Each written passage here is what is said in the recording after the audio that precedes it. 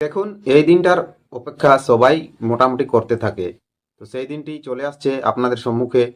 ধীরে ধীরে দিনটা এগিয়ে আসছে। তো সেই দিনটি হলো, যেমনভাবে থাম্বনেলে দেখেছেন, যে পুষ্যা নক্ষত্র যুক্ত রবিবার, যন্ত্র জাগানোর দিন। যদি এই কাজটি আপনি করতে পারেন, তাহলে আপনার দুঃখ কষ্ট সব দূর হয়ে যাবে। এখানে এমন এমন উপায় বলা হবে, বা যন্ত্র জাগরণ করার জন্য বলা হবে, যেগুলোর দ্বারাই আপনি আপনার অর্থ সংকট এবং যে কোনো বিপদ আপদ থেকে মুক্তি পেতে পারেন। এবং আপনি যদি এখন পর্যন্ত বিবাহ করেননি, তাহলে আপনার ক্ষেত্রেও এটি একটি শুভ দিন। আপনি যদি এই দিনে এই সমস্ত উপায়গুলি করতে পারেন, তাহলে আপনার সমস্ত দিক থেকে আপনি সুখী হতে পারবেন। এবং আপনি যদি প্রেমিক প্রেমিকা গণের সাথে প্রেম ভালোবাসায় জড়িত আছেন বা সফল হচ্ছে না, তাও এটার দ্বারাই সেদিনে সফল হতে পারে, এমনটাই বলা হয়েছে। ঠিক আছে, এ দিনটাকে অপেক্ষা করেছেন বহুদিন থেকে সবাই মানুষ। যারা দূর থেকে, দেশ বিদেশ থেকে এই ভিডিওটি দেখছেন, তারাও হয়তো ভাবছেন যে এরকম দিন তো পাওয়া খুব অসম্ভব ব্যাপার। যেদিন পাওয়া যায় সেদিন অনেক কিছু ক্রিয়া করা যায়, কিন্তু যারা বিদেশে থাকেন তারা করতে পারেন না। আর যারা গ্রামে গঞ্জে থাকে, এই দিনে সমস্ত ভারতবর্ষে এবং অন্যান্য জায়গায়ও এগুলো পূজা অর্চনা, গঙ্গা স্নান, বাড়িতে নাম সংকীর্তন এবং যে কোনো পূজা পাঠ করাতে পারেন। তার ফলে আপনি সগুণা লাভ পাবেন, এমনটাই বলা হয়েছে। তাই এই দিনে সবাই দেশ জুড়ে মানায় দিনটাকে, এবং পূজা পাঠও করে চলে আসছে এবং চলতে থাকবে আগামী যতদিন এইভাবে দিনটা পড়বে। পুষ্যা নক্ষত্র যুক্ত রবিবার, এটি একটি মহাসংযোগ এই বছর হচ্ছে। তো এই মহাসংযোগে আপনি দেখবেন যে কি কি যন্ত্র আপনাকে জাগাতে বলা হয়েছে। যেমন আপনি দেখেছেন আমাদের এই চ্যানেলে বলা হয়েছে অনেক, যে কোনো দু তিনটি গাছের নাম বলা হয়েছে। সেই গাছগুলো যদি আপনি জাগাতে পারেন বা নিয়ে আসতে পারেন, তার ফলে আপনি অনেক কিছু লাভ করতে পারবেন। এবং অন্যান্য যে সমস্ত নিয়ম, আপনি যদি বাড়িতে পূজা পাঠ করেন, তার ফলেও পাবেন। যে কোনো পূজা করতে পারেন আপনি, কোনো অসুবিধা নেই। পণ্ডিত ডেকে এনে তাকে পূজাটা করাতে হবে। ঠিক আছে, গঙ্গা স্নান করতে পারেন। তীর্থযাত্রায় অনেক লোক গঙ্গা স্নানে যাবে এই দিনে, আপনিও যেতে পারেন। তা লাভ অনেকটাই, পূর্ণ লাভ পাবেন আপনি। তো আসুন সেই দিনটি জানা যাক, এবং দিনটি কবে পড়ছে, কিভাবে তার নিয়ম আছে। যেমন যন্ত্র জাগানোর নিয়ম বলা হয়েছে। দেখুন, আপনার তো সময় নেই ভিডিও দেখার, কিন্তু আজকের ভিডিওটা আপনাকে দেখতেই হবে। না দেখলে আপনি বুঝতে পারবেন না আর জানতে পারবেন না কবে এই দিনটি পড়ছে আর কেমনভাবে এটা করব। দেখুন, এই পুষ্যা নক্ষত্র যুক্ত রবিবার অনেকেই কম পাওয়া যায়।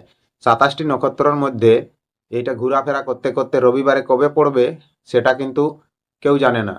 যেদিন পড়ে সেদিন খুব শক্তিশালী দিন হয়। যারা জানে তারা করে ঠিক, আর যারা জানে না তারা বলে ও এরা এমনিই করছে। ঠিক আছে, ঠিক, সেটাও ভাবা, যারা ভাবতে পারে ভাবুন। কিন্তু যারা জানে যে এই দিনে এই জিনিসগুলো করলে খুব লাভ হয়, তারা অবশ্যই করবেন এই উপায়গুলো। যেমন বললাম, গঙ্গা স্নান, বাড়িতে নাম সংকীর্তন, বা আপনি আরো অন্যান্য পদ্ধতি আপনাতে পারেন। যেমন ধরুন, দান পদ্ধতি, আপনি বস্ত্র দান করতে পারেন, অন্ন দান করতে পারেন এই দিনে। সেরকম গরিব পরিবারের মধ্যে আপনি কাউকে মেডিসিন বা ওষুধ দান করতে পারেন, মানে ওষুধের পয়সাও দিতে পারেন।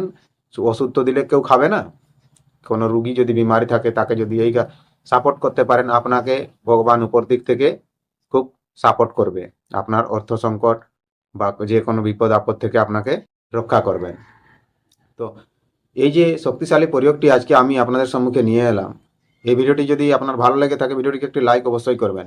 আর দেশ বিদেশে যে যেখানে আছেন বন্ধুরা, বেঙ্গল, উড়িষ্যা, ঝাড়খণ্ড, বা বাইরে যে মালয়েশিয়া, সৌদি আরব থেকে যারা এই ভিডিওগুলো দেখেন, তো তাদেরকে বলি তারা এই ভিডিওটি শেয়ার অবশ্যই করবেন আপনাদের পরিবারের মধ্যে, আপনাদের বাড়িতে।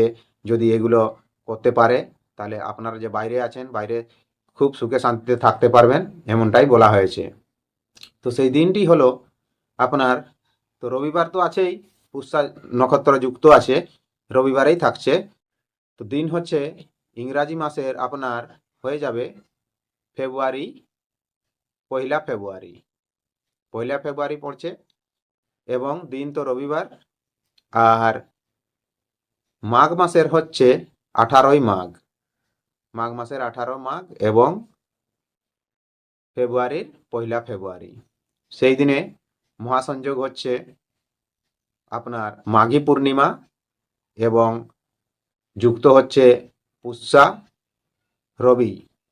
তাই এই দিনে আপনি যে কোনো কাজ করবেন, যে কোনো প্রয়োগ করবেন, কিন্তু থাম্বনেলে যে দেখেছেন এই কাজ করলে আপনার অর্থ সংকট বা বিপদ আপদ দূর হবে, যে ফটো দেখানো হয়েছে সে কাজটি যদি না করতে পারেন খুব ভালো হয়।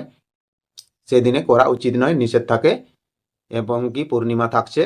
তাই আপনি যথাসম্ভব সেদিন অন্নদান, ভোজন দান, বস্ত্রদান, যেমনভাবে বললাম গঙ্গা স্নান, নারায়ণের সত্যনারায়ণের পূজা, ঘরে নাম সংকীর্তন, এই সমস্ত যদি করতে পারেন, ছোট ছোট বাচ্চাদেরকে বালক ভোজন করাতে পারেন, ব্রাহ্মণ ভোজন করাতে পারেন, শ্রাদ্ধর্পণের দিনও আছে সেদিন শ্রাদ্ধর্পণও করাতে পারেন। পুরা দেশ জুড়ে দেখবেন সেদিন কেমন বিশ্ব আলোচনা হবে বা কেমন অনুষ্ঠান হবে। তো আপনিও সেটা আপনাতে পারেন, বা ছোট্ট পূজা যদি আপনার সামর্থ্য নেই তো ছোট্ট পূজা বাড়িতে আপনি করাতে পারেন, এমনটা করাবেন। দেখবেন যে কোনো যন্ত্র আপনি জাগৃত করতে পারবেন। যে কোনো গাছ বলা হয়েছিল সে গাছগুলো আপনি চিনে রাখবেন এবং শনিবার দিনে তাকে আমন্ত্রণ করবেন, আর রবিবার দিনে সকালে সেটি নিয়ে আসবেন।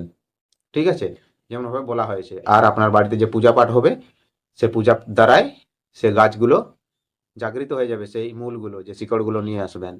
আর সেগুলোকে যখন আপনি কাজে লাগাবেন সেগুলো 100% কাজ করবে।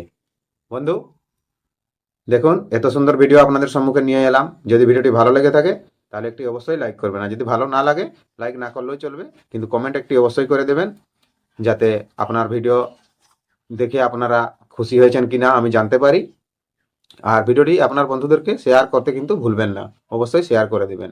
যে যেখানে আছে এই প্রোগ্রাম, এই ভিডিও দেখে যদি কিছু উপকৃত হতে পারে তাহলে আমি ধন্য হব। নমস্কার, জোহার, ধন্যবাদ। দেখা হবে আবার নতুন ভিডিওতে, তখন পর্যন্ত আপনি আপনার খেয়াল রাখবেন।